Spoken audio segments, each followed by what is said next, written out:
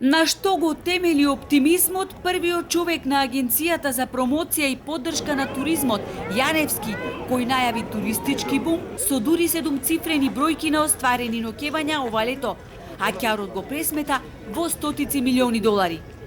Ако ме прашувате што очекувам 2021 кога е туристичкиот сектор во прашање повеќе од 2 милиона ноќевања, многу близко да се приближиме до бројката од 300 милиони долари од туристичкиот сектор во македонската економија.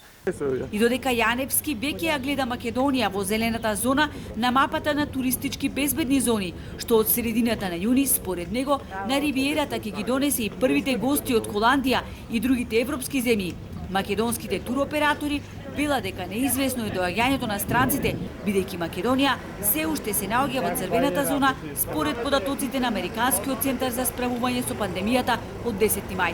Поради ваквата ситуација, охридските хотелиери како риби на суво, очајни се крстат во домашните гости.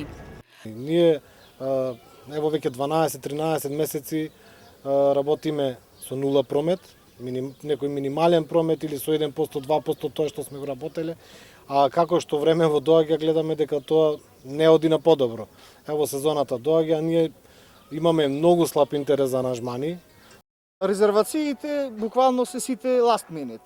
Никој не може да резервира, пример, од пред неколку месеци, како што беа поранешните резервации, него сите резервираат од денес за утре. Така да и ние сме во некоја неизвестност, не знаеме дали ќе има резервации, и постоечките резервации ги откажуваат, пак ги закажуваат, не знаеме како ќе биде.